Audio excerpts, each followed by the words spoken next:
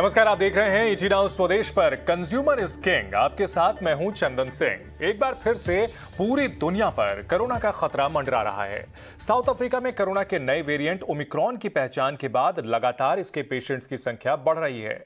भारत में पिछले 3 दिनों में 23 लोगों के इस वेरिएंट से इन्फेक्टेड होने की बात कंफर्म हो चुकी है। लेकिन मरीजों की बढ़ती संख्या के बीच ओमिक्रॉन के लक्षणों और उसके असर को लेकर अभी तस्वीर साफ नहीं है। दुनिया भर के एक्सपर्ट्स इस वेरिएंट के खतरे को लेकर एकमत नहीं है। कई देश इससे दुनिया भर में तबाही मचा चुके डेल्टा वेरिएंट से ज्यादा खतरनाक मान रहे हैं, तो वहीं कुछ एक्सपर्ट्स का कहना है कि यह उतना खतरनाक नहीं है और इससे ज्यादा डरने की जरूरत नहीं। ऐसे में सवाल उठता है कि हम ओमिक्रॉन से लड़ने के लिए कितने तैयार हैं, हम अपने बचाव के लिए क्या करें। आज के अपने शो में हम ओमिक्रॉन से जुड़े इन्हीं तमाम मुद्दों पर बात करेंगे। बच्चों की वैक्सीन से लेकर बूस्टर डोज तक हर वो पहलू जो ओमिक्रॉन से लड़ाई में मददगार हो सकता है, उस पर बात करेंगे। चर्चा करेंगे कि कैसे ओमिक्रॉन के खिलाफ इस लड़ाई को जीता जा सकता है। इसमें हमारे साथ मेहमानों का पूरा पैनल जुड़ेगा। डॉक्टर समीर भाटी, आपका भी स्वागत है इस चर्चा में जुड़ने के लिए। डॉक्टर समीर भाटी, ये भी कहा जा रहा है कि इस वायरस के कोई खास लक्षण नहीं है, बहुत देर से पकड़ में आता है। ऐसे में तो खतरा बहुत ज्यादा है और शायद यही वजह है कि ये बहुत ज्यादा ट्रांसमिसिबल है और बहुत तेजी से फैल रहा है। देखिए, जिसे हम लक्षणों की जब बात करते हैं तो इसमें दो तरह की चीजें हैं। एक तो कि माइल्ड लक्षण है, बहुत ही हल्के लक्षण है, और दूसरे एसिम्प्टोमेटिक केसेस भी। तो एसिम्प्टोमेटिक केसेस की जब हम बात करते हैं तो हमारी दोनों ही वेव्स के अंदर था। जब हम शुरुआती फर्स्ट वेव में भी देखें और इवन डेल्टा के टाइम पे हमारे एसिम्प्टोमेटिक केसेस थे। तो निश्चित तौर पे एसिम्प्टोमेटिक या माइल्ड सिम्प्टोमेटिक किसी भी तरह से केसेस और ट्रांसमिशन का तो एक चिंता बनी ही रहती है। हाँ, एसिम्प्टोमेटिक में ज़्यादा हो जाता है क्योंकि मरीज को खुद भी नहीं पता होता है कि वो एक कैरियर है और वो ट्रांसमिशन जो है वो स्प्रेड किस तरह से जो है इन्फेक्शन को कर रहा है। ये एक हमेशा चिंता का विषय रहता है। हाँ, जैसा कि आप फेस्टिव सीज़न की बात कर रहे हैं कि अभी हमारा न्यू ईयर, क्रिसमस और अभी साथ के साथ वेडिंग सीज़न, और उसके अलावा हम जब बात कर रहे हैं विंटर की, विंटर के अंदर हमारे रेस्पिरेटरी जो वायरस डिज़ीज़ है वो वैसे भी ज़्यादा बढ़ जाती है।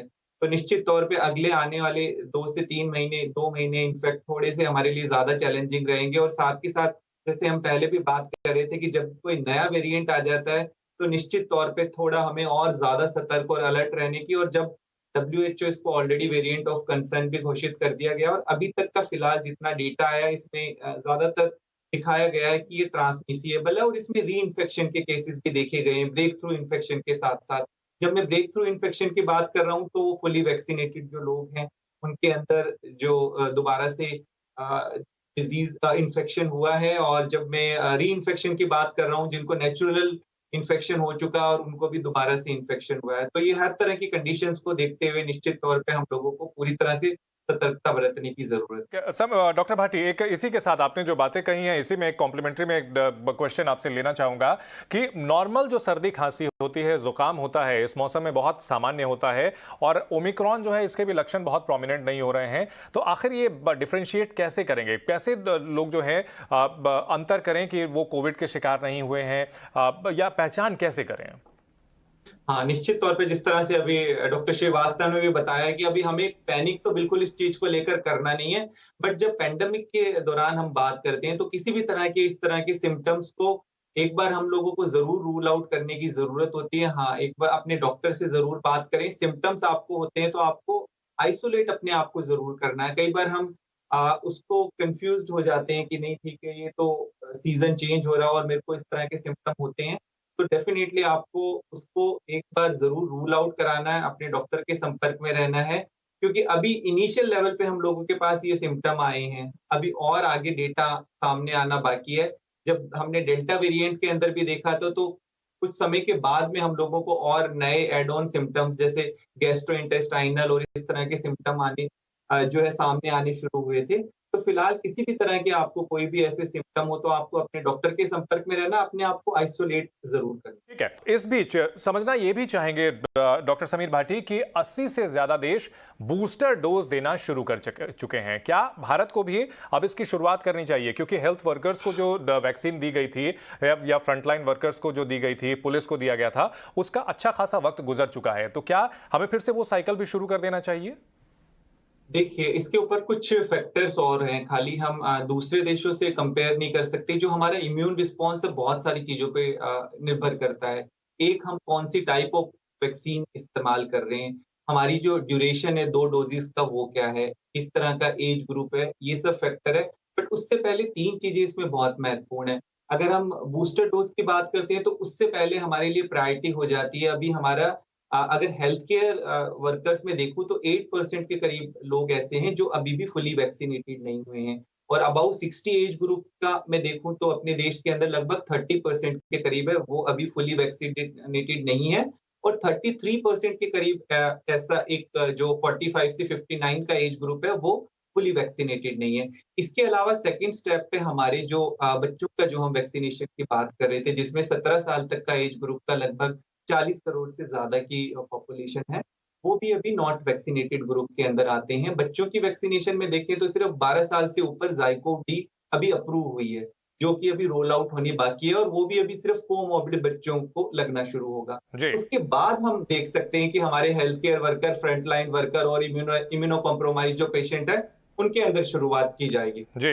डॉक्टर समीर भाटी, अगर बात की जाए वैक्सीनेशन को लेकर के, तो जैसा कि अभी डॉक्टर जेसल ने बताया कि कई जगह चुनौती आ रही है, लोग वैक्सीन नहीं लगवाना चाहते हैं। अगर आप कोविड वैक्सीन कमेटी दिल्ली के आप मेंबर हैं, किस तरह की चुनौतियां अभी भी हैं और क्या हम जल्द से जल्द उन चुनौतियों को पार कर पाएंगे? वैक्सीनेशन का जो पूरा टारगेट है, किस तरह की दिक्कतें आ रही हैं?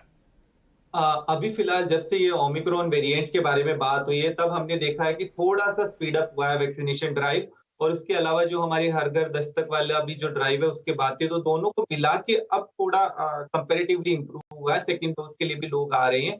तो इसी तरह की कुछ जो हमारी एक्टिविटीज़ है वो सब चलती रहेंगी तो निश्चित तौर पे हम थोड़ा जो ड्राइव स्लो हो गया था वो और ज़्यादा आगे बढ़ने लग जाएगा क्योंकि अब सामने से लोग आने लग गए हैं। हाँ, जो चैलेंज आ रहा था बीच में वो वही आ रहा था कि लोगों को लग रहा था कि कोविड तो अब चला गया है। तो कहीं न कहीं जो सेकंड डोज़ के लिए था तो एक आप ये कह सकते हैं कि एक लापरवाही है और वो थोड़ा उनको लग रहा था कि अभी तो कोविड चला ही गया और कुछ 1-2 लोग जो है साइड इफ़ेक्ट वगैरह इन सब के लिए बात करते थे। तो अभी फिलहाल वैक्सिनेशन ड्राइव अब थोड़ा कंपैरेटिवली स्मूथ अप होने लग गया है। जब से हेल्थ केयर वर्कर्स ने बाहर भी ड्राइव करना शुरू कर दिया, तो मैं समझता हूँ अब शायद अगले कुछ और दिनों के की अंदर ये तरफ से तो और स्पीड कदम उठाए जा रहे हैं। ये भी है कि अब घर-घर जाकर के भी वैक्सीन लगाई जा रही है। ऐसी भी तस्वीरें आ रही हैं कि खेतों में जाकर के जो है लोगों को वैक्सीन लगाई जा रही है। लेकिन लोगों को भी अपनी जिम्मेदारी खुद समझनी पड़ेगी। अब हम प्रोग्राम को रैप अप करने की ओर आगे बढ़ रहे हैं। पॉइंटर्स में बताएं जल्दी-जल्दी कि क्या कुछ जो है दर्शकों को करना चाहिए ओमिक्रॉन से निपटने के लिए। पॉइंटर्स में संक्षेप में बताएं। डॉक्टर समीर भाटी, कुछ जोड़ना चाहेंगे आप? जी, अपनी लाइफ़स्टाइल पे काम करते रहिए, अपनी इम्यूनिटी के ऊपर काम करते रहिए। आपको कोई भी लक्षण आते हैं, अपने डॉक्टर से तुरंत आप संपर्क करिए।